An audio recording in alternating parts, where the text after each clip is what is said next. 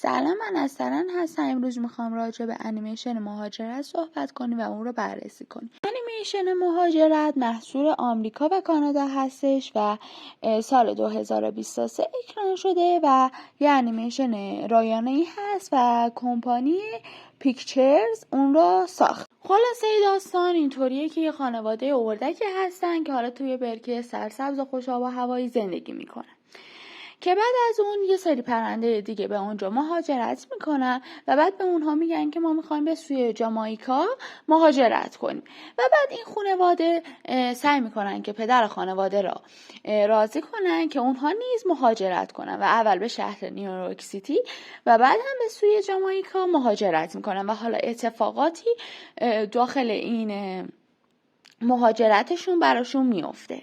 اگه به اول این فیلم دقت کنیم، در واقع اومده و مینیون ها را آورده که در همون من نفرت انگیز هستن و در واقع یه حالت نمادین داره از این کمپانی. محتوای درونی این انیمیشن برای رنج سنی نوجوانان و جوانان هستش و حتی خانواده ها هم میتونن این را ببینن، به خاطر اینکه در این انیمیشن خانواده را نشان داده و امنیتی که خانواده برای فرد تامین میکنه و توی خیلی از موقعیت ها کنش ها و بازخورد های مختلفی به وجود میاد که در واقع خانواده و اون از خودگذشتگی خانواده را نشون میده. یه وقتایی پدر مادر بچه ها رو نجات میدهن و یه وقتی هم بچه ها هستن که پدر مادر خودشون رو نجات میدن.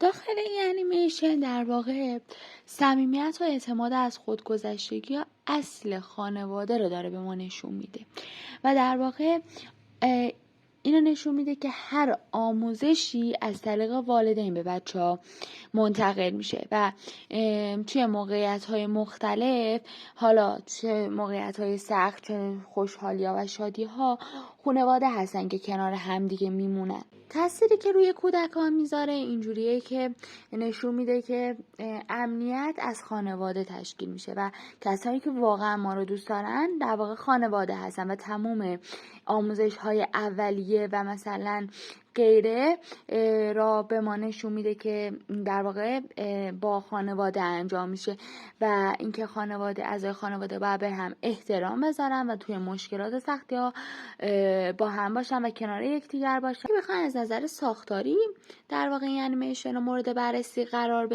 بدیم، میدونیم که هر کدوم از شخصیت ها و هر کدوم از در واقع کاراکترها شخصیت متفاوتی داشتن و هر کدوم در واقع یه رنج سنی داشتن. مثلا مگ مالارد که پدر خانواده بود خیلی سختگیر و ملاحظه کار بود، اما بعداً تصمیم گرفت که تغییر کنه.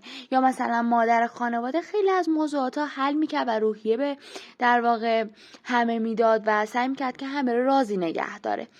کوه مالارد و دکس مالارد خب بچه ها بودن که جوون بودن و سرکش بودن، دوست داشتن همه چیز را مثلا بشناسن و مثلا تجربه کنن. ژانر این انیمیشن کمدی یا ماجراجویی و یه جایی هم اکشن بود و سبک طراحی این کارگردان خیلی ساده بود.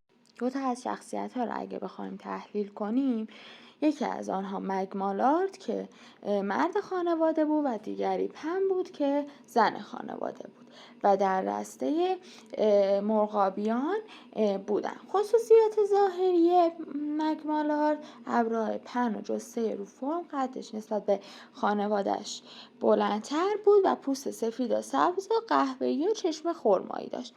مادر کمی توپلتر بود، چشمای قهوه‌ای، پوست کرم قهوه‌ای داشت.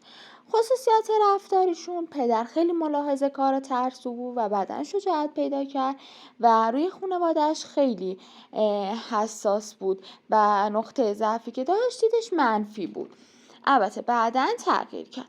مادر ماجراجو و مهربان بود، دنبال خیال پردازی و اهل روحیه دادن به همه بود و مشکلات رو حل میکرد و یه جایی که نقطه ضعفی پیدا کرد اونجا بود که در واقع اونها رو گرفتن و از بچه‌هاش دور شده بود، ترسیده بود.